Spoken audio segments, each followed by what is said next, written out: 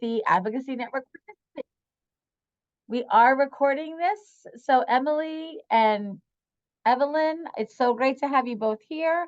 I'm going to spotlight you for a bit. So Emily and Evelyn, a first question for all 930 callers is for each of you to tell us a little bit about you, and then we will get into more questions. You want to go? Do you want to go first? Yeah, Emily, why don't you go first and then Evelyn? Okay. Hi, I'm Emily. I've been a pre-K teacher for the past few years, and that journey kind of started at Lesley University, where I went to get my master's in early childhood education. I did their 1-year collaborative program with Somerville Public Schools, where I did a full year of student teaching in Somerville. After I graduated, I taught in Somerville Public for a year as a pre-K teacher. And then COVID hit right at the end of that year, and we all went remote. And so I really didn't want to be remote as a pre-K teacher. I kind of understood how important it was to be in person with our youngest students. And so I found a outdoor nature-based school that was on a farm, and they were outdoor in person with the children during COVID. It was just like a wonderful, amazing experience to be able to do that, especially while like a lot of public schools were still remote with their pre-K students.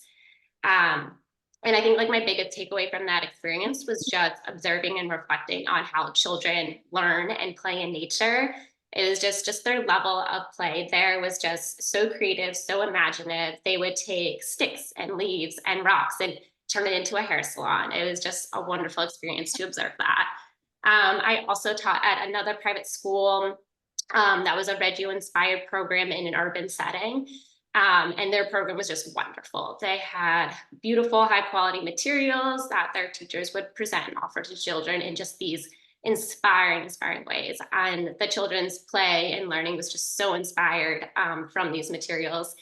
And the teachers there, the way they interacted with the children and the questions they asked just led to this deeper learning with the children. And it was just amazing just to see this process of how teachers with this, who are experts in like early development, just the way they worked with these children and could, get them to think on this higher level is just wonderful. I also went back to public school and taught in Somerville for another year. And that just like really opened my eyes, having these experiences in both a public and a private school setting. It just like opened my eyes to the inequities and the gaps between public and private. And they just like the notice of the differences of the high quality materials that they had. Like, for example, in one of the private schools, they had access to fresh, like real flowers for their dramatic play. The children were learning about like flowers and set up a flower shop, and they were able to provide real flowers for that. And I was just like, wow. And then like in the public schools, if a teacher wanted to provide real flowers for the classroom, it would come out of the teacher's paycheck. They would themselves be providing that material. And just like, I just also saw differences in supports and resources for students, for teachers, for families. The like admin and all the teachers in a private school setting were focused on early education, and they were just experts in that, and they were able to support families and teachers just in a wonderful way. And in the public schools, it was a pre-K through 8th grade. So admin might not necessarily have been experts in the pre-K, or they were also dealing with 8th graders. So they had like a huge, they had to be experts in all the grades. So it wasn't so focused. And so that just kind of really led me to advocate for early ed and to close the gaps between public and private. Like every child deserves to have fresh flowers in their classroom when they're learning about flowers. Like that's just an amazing experience. And so I found the Advocacy Network and I joined it. And from there, I've just been advocating for high quality early education that's accessible and affordable for all families. And that's how I came to be. That's great. Evelyn, what about you? Hi, everybody. My name is Evelyn, and I work for Chapter Circuit. We do chapter financial assistance, and I am a family supervisor. I got into the field about 9 years ago, but unlike Emily, my plan was never work on the chapter field, nor with the families for children's being a teacher.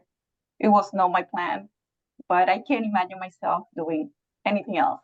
than that. I love my job. I love what I do, and I love helping families. And 9 years ago, uh, I became the mother of a very special child. And as I was experiencing the struggles of having a child with special needs and not getting the support that he requires, through the system, that motivated me to advocate for other families. Being in the advocacy network has been a great tool, not only to know how to advocate, but more to know to who advocate, what can I do to get from, who do I have to talk to do these things? And I, I'm sorry, I get very emotional when I start talking with these type of topics, and everybody that already knows me knows that. And I am working with a very supportive group, and my team at work is very supportive. My management, everybody has been supportive and flexible, and they understand. Like, I am not in a classroom with children, but I am the parent that has a child in one of those classrooms. I am the parent that is turned away because that program cannot provide the services that the child needs. I am the parent that don't know where to go or who to call in order to get the services that the child needs. And I am the parent that listens to other parents and understands and get it and get the situation. And this job, along with my child's condition, turned me in a totally different person. Like, I have much more passion, patience, but overall empathy. Like, I can feel what the other parents feel. Right. And if I can walk with them through all the role, I'll do it. And yeah, I'm about to cry again. But I yeah, know. Well, that's tell us. how I got here. That's And- how you got here, and you are here, Evelyn. You And are I'm here. Tell us, if you could both tell us a little bit, like, what has it been like? So you're in the third cohort of our advocacy network. You have colleagues across the state, and we meet once a month on Zoom. So can you each just kind of say, what has that experience been like? And maybe a little bit about what you're focusing on as part of the advocacy network. Yeah, I think it's just been an incredible experience, especially to be connected with people across the state and like hearing about their experience out in Worcester or Springfield. Um, and it's just been such a supportive environment. Like the monthly meetings where we get to share like the projects we've been working on, and getting feedback has just been so helpful and encouraging. And it's just been a wonderful experience so far. And Emily, what are you focused on? What's your project for the advocacy network? Yeah. So my project with the Advocacy Network is a social media kind of campaign where I'm sharing stories from educators, children, families, about their story about high quality education and what that means to them, and like what their hopes are for that. And Emily, where do you live? Where are you based?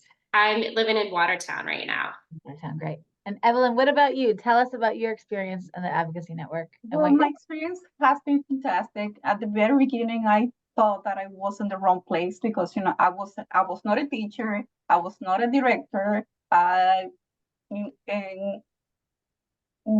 everybody has like the same feel, and I felt like an outsider first. But then when I started listening to everybody's stories, and I was just like putting on my head, me as a parent, how I feel about what is going on. And that's when I started falling in love with the group, like knowing to how to actually do the advocacy and who to talk to. Like a year ago, who would tell me that I would be having a one-on-one with Secretary Weiler? That was wild. And then who would tell me that I'd be in the same meeting with the governor? Like, oh my God, like I accomplished so much. My network has expanded so much, and I know where to go and who to call now in my journey. That's right. And what are you working on? What's your project? My project is I have my my group of mothers with children in the spectrum. We have a group of 162 parents in my group, and my project is to provide them the same tools that I have from Advocacy Network to do their fight, Right. to have the right tools to advocate for their children or our children. So that's my project. I want them all to know how to do advocacy, because advocacy is not only for a specific topic. So for Right. anything that you need to learn how to do it and who to call and know the person that can help that. And Evelyn, where were you this week? I went to the State House to the Autism Advocacy Day, and it was a wonderful experience. It was very emotional. It was my first one, and here it comes the tears again. But yes, like everything has been a beautiful chaos, because between balancing my personal life and attending to the meetings and following the media, like it's just been awesome overall. It's just been great being in the State House and seeing all those people sharing their experience, parents, seeing people on the spectrum talking in public in such a clear way. I can put myself on the shoes of those parents, and I can see my own boy like talking in public and thanking to the legislators for all the laws and everything that has been done. Right. There's love coming through in the chat, but please, folks on the 9:30 call, join in the sharing of the love. And this, a remark about the word community often comes up here. So, this community that we've been able to build. If so, kind of as we are wrapping up, either what advice would you have for folks who are interested in figuring out what you have figured out? And then what would you want policymakers to know right now? I think a lot of advice that I've gotten was just to reach out to your legislators, like call them, email them, and connect with them. That's a lot of the advice that I've gotten. I think also in general, just like support each other and like share your connections. Like if you know somebody who's advocating for this and you know somebody else, like connect them. I think connecting people is so important. And what was the other question too? What would you want policymakers to know right now? Oh, policy. I think I want them to know just how important early development is in children at this age, like from birth to 5. I think about 90% of their brain is developing. And so I just want them to know how important that is and how much development is going on and how important it is for us to give them the best experience during this time. What about you, Evelyn? There's lots of also fellow Advocacy Network Cohort 3 folks sending you some love in the chat. So Evelyn, what advice would you give, and what do you want policymakers to know? I want policymakers to know that we are here and we are ready to knock doors and to fight for what our children need.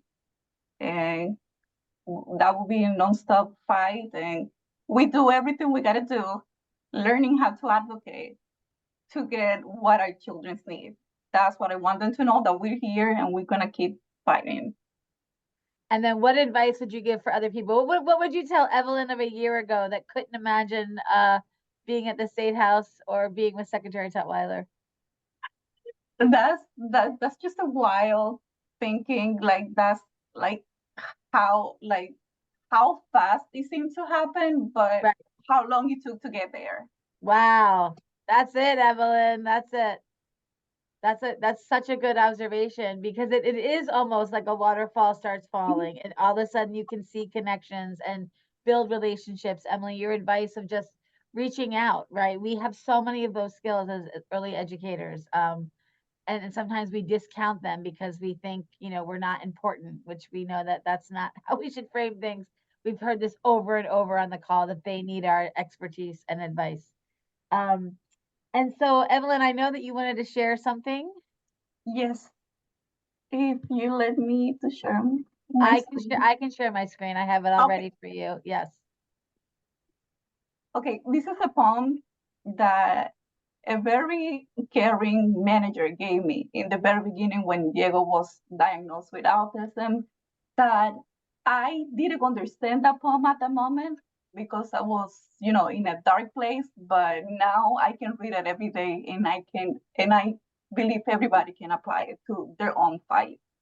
And it's called Welcome to Holland by Emily Kingsley. When you're going to have a baby, it's like planning a fabulous vacation trip to Italy to buy a bunch of guidebooks and make your wonderful plan. The Colosseum, the Michelangelo David, the gondolas in Venice. You might want to learn some handy phrases that you can use in Italy, and everything is all very exciting. After months of eager anticipation, the day finally arrives. You pack your bags and go off. Several hours later, the plane lands.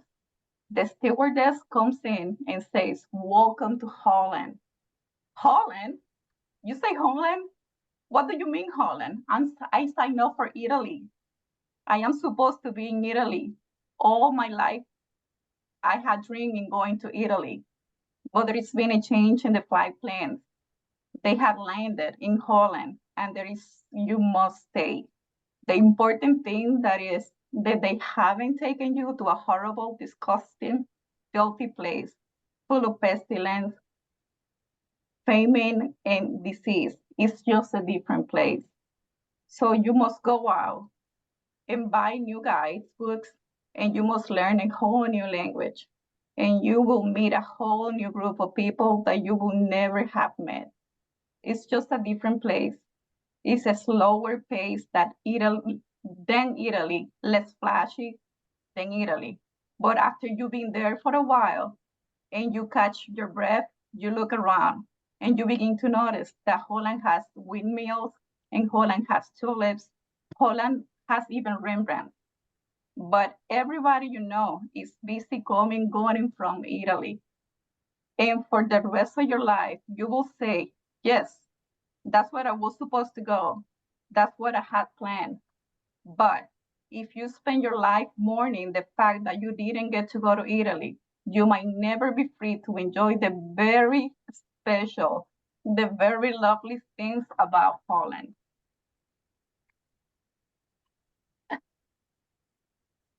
Yes, that's, I love the poem. And my life is not what I'm supposed to be or what I envisioned. It's totally different from what I thought it would be, but I would change it for anything. Well, Evelyn and Emily, thank you so much. We will post the poem in the 9:30 call follow-up. Evelyn, thank you for sharing that. When you first asked me to assist you, I thought you wanted me to read it, which I was going to write back and say, I don't know if I can. But thank you for sharing and for showing up all the time, and as you and LUR.